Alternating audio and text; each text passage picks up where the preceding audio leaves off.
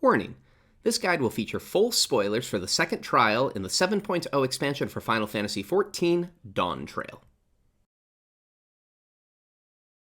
Hi guys, and welcome to a Hector lecture guide to the fight Everkeep Extreme. This is Zoraal Ja. Before the fight begins, you might want to assign light parties to help you with a later mechanic. You're also going to need partners and partner positions. These are commonly healers with range, tank with melees. Doesn't matter where you're positioned, but you need an order from top to bottom. What you're seeing here is what's commonly referred to as HTTH. Finally, if doing the Bagel or Congaline strat, then you're going to need Conga positions. These are the most commonly used ones. The fight begins with a raid-wide Actualize. Immediately after this, the boss will cast Multidirectional Divide, and you see some thin, telegraphed line AoEs. Dodge these, and you'll see a floor pattern appears.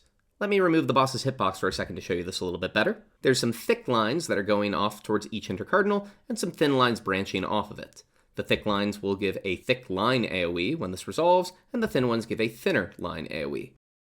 You'll notice that this leaves sort of a checkerboard pattern of safe spots in each quadrant. We will need to dodge these at the same time as dealing with either forward half or backward half. The boss will have one of its swords glow, and the cast bar is telling you whether or not the boss is about to jump forward or backward. Do what the cast bar tells you. It says backward, so go backwards or behind the boss. You're both dodging the floor pattern AoEs, dodging behind the boss out of the hitbox, and also on the non-glowing sword side as the boss will cleave that half of the arena. All three of those will go off at about the same time. Alternatively, the boss could have cast forward half.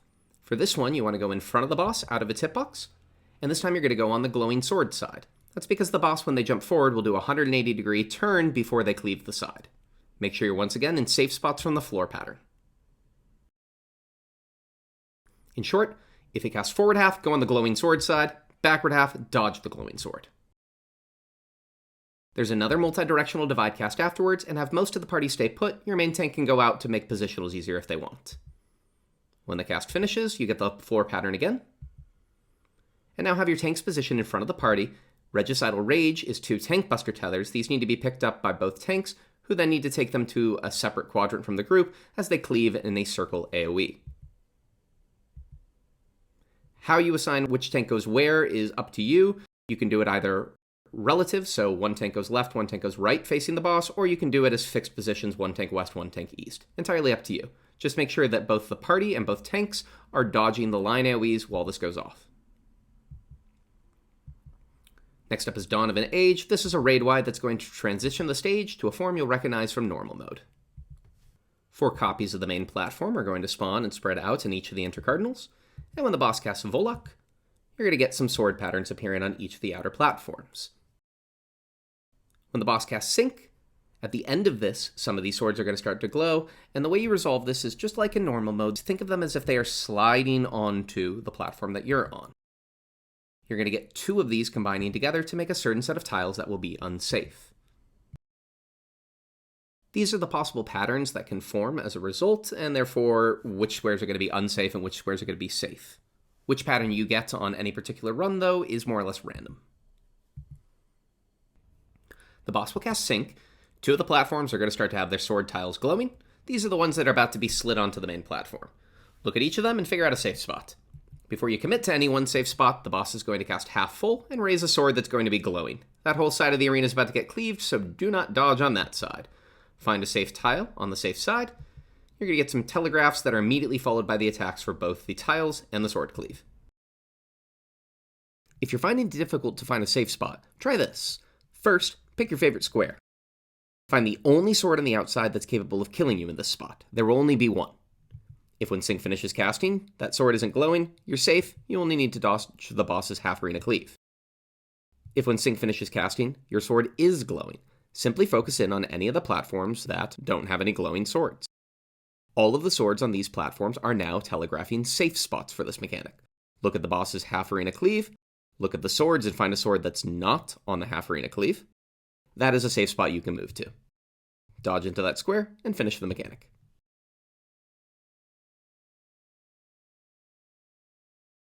However you resolve the sword mechanic, the next mechanic up is Greater Gateway. This is going to spawn a set of portals. We're then going to get Forged Track, and we get 3 swords. This is how they work.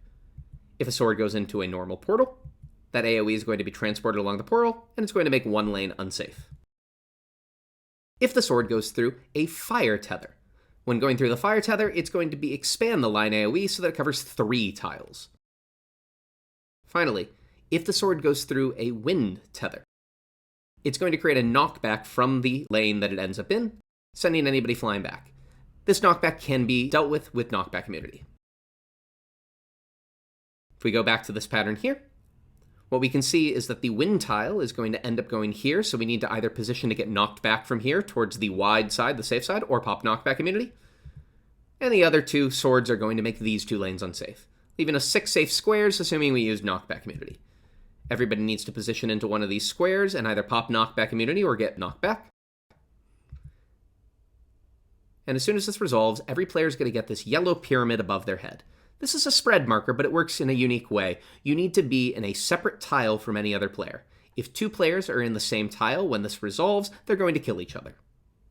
Spread to the nearest tile that you can find safe, and the mechanic's done. There's another actualized raid wide, and the stage is going to transition back to how it was at the beginning. Next mechanic is Projection of Triumph. When this finishes casting, you're going to find 16 swords appear in this pattern here, and you're also going to get 2 chains.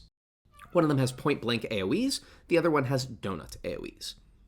Which side has which is random. The boss will start casting another Projection of Triumph, and both of the chains are going to start moving. When a symbol hits one of the swords, you'll see it explodes. The point-blank AoEs explode in a small circle, and the donut AoEs explode in a small donut.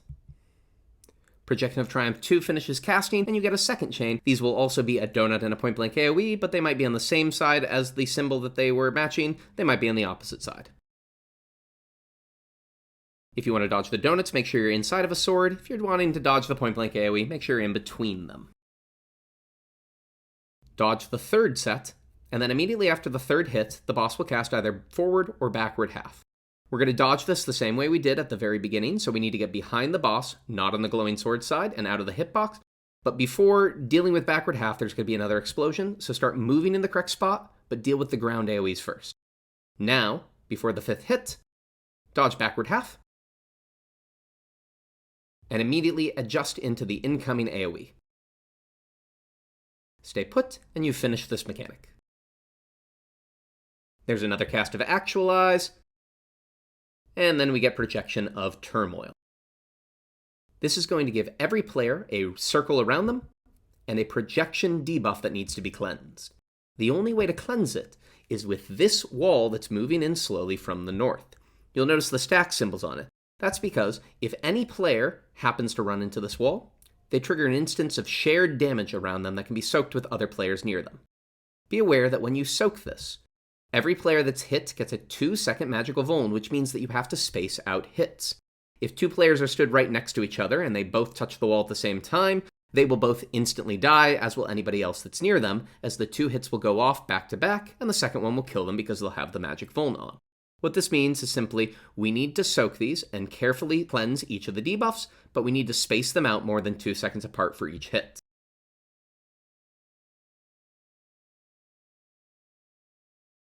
You do not have to do this in light parties. Instead, if you want to, you can have everybody as one big group soak this, and do it that way. The most popular way of resolving this in PF is the Bagel or Congaline strat. In this strat, your player's position, as you see here, the tanks are going to get the first hits and they're going to actually take them solo, so they need to pop some personal mitigations or have a lot of help from the party to minimize the damage they take. They're then going to follow after their hit to join the melee and take this as a 3 or 4 depending on if it also hits the M2. And every time somebody gets hit, they just follow the wall along. This means you need to mitigate heavily for the first couple of stacks, and especially if possible have your tanks throw a personal mitts onto the melees, but otherwise the stacks are just going to do less and less damage as you continue. You don't have to have your healers follow along to the very end of the pile, but it will minimize the damage that your party takes. Wait until everybody's cleansed their debuff, and it's over. At the end, you get to cast a Bitter Whirlwind. This is a 3-hit tank buster that cleaves and targets the top player in aggro. Each hit gives a magical vuln, so you need to do a swap between each hit, or just have one tank take all 3 hits with an invuln. There's only 2 casts of this in the entire fight, and they're far enough apart from each other that your main tank, if they're a warrior, can actually invuln both of them. Next is a cast of Dawn of an Age. We get more raid-wide damage, and the stage transitions. This time you're only going to get one platform. I'm going to rotate things to make it easier to explain. Line up with your partners in your set positions. The boss will cast Drum of Volok, and either all tank healers or all DPS are going to get targeted with an Enumerations, a 2-person stack. Whichever role is targeted, immediately have them adjust to be near to the boss. Now, it's very important that their partner lines up perfectly straight with them, because what we're trying to do is at the end of this, they're going to get knocked back relative to their partner, and we want to aim them onto the other platform.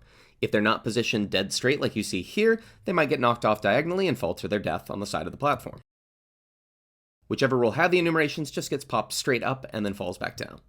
Immediately move close to the middle where the boss is teleported to make sure you get topped up by your healers. We get a cast of Volok, and we get 2 giant swords. When Sync is cast, you'll see that these swords are each making a quadrant of the platform unsafe. Just like before, these sword AoEs are going to get slid onto another platform, but this time they slide onto each other's platform. This will always leave 2 quadrants safe. One of these quadrants will always be within melee range of the boss. Immediately have all players spread into their own tile in that quadrant in melee range. We get the yellow pyramids. Be aware these are also being slid over and mirrored on the other platform, but as long as you're in the quadrant that is nearest to the boss, this won't matter. The mechanic resolves, and you only get hit once by the yellow pyramids. There's going to be some wind AoEs that appear and persist on the ground. Just make sure you don't stand in these. The boss will cast now either forward half or backward half, it's random, and face towards one of the 2 platforms. One of the roles can dodge this quite easily, in this case the DPS. The other role cannot dodge it safely on their platform. This is where the wind AoE comes in. Align yourself perfectly with it, and walk into it as you'll get knocked back relative to the direction you entered from. This allows players to jump to the other side. It comes with a 45-second wind vuln up, which means you can only do this once throughout the fight. Immediately dodge the rest of forward or backward half. We now get Duty's Edge. This is going to be 4 hits of a very hard-hitting line AoE, have all of the players stacked together. This is some of the highest damage that you're going to find in the entire fight, so make sure you mitigate it and heal through it heavily. Burning Chains will immediately be cast, and in a second, every tank healer will be tethered each to a DPS. We want to start close together, but when the cast bar finishes and the chains form, we now need to spread out from our partner that we're chained to. Whichever role did not just get bumped across by the wind AoE, they need to now go to the other platform. Line up with the wind AoE, get knocked across, and then make sure you dip far enough out of melee range to break your chains. This phase will finish with a cast of Actualize, which not only does raid-wide damage, but also, for some reason, knocks you up, destroying your cast. This is the most annoying part of the fight, bar none. Next up is another Projection of Triumph, and it will look very similar to the first one. We get the 2 casts, and the AoE start to go off. This time, though, after the second set of AoEs, the boss is going to cast Half Circuit. You have a glowing sword that the boss is holding to cleave one side of the arena, and you either get the 2 big glowing swords in the middle like this, which signifies that in the hitbox is unsafe, or like this, signifying that out of the hitbox is unsafe. Dodge the 3rd hit of the ground AoEs, and now dodge Half Circuit. This time, we need to be on the west side of the arena and in the hitbox, so all players adjust to be there. Immediately position yourself so that you're safe from the 4th set of AoEs. Continue to dodge AoEs, but try to stay together as a group because the boss is now going to cast Regicidal Rage, and you want it to make it as easy as possible for your tanks to walk forward, grab both Tank Buster Tethers, and to spread out to their pre-assigned positions.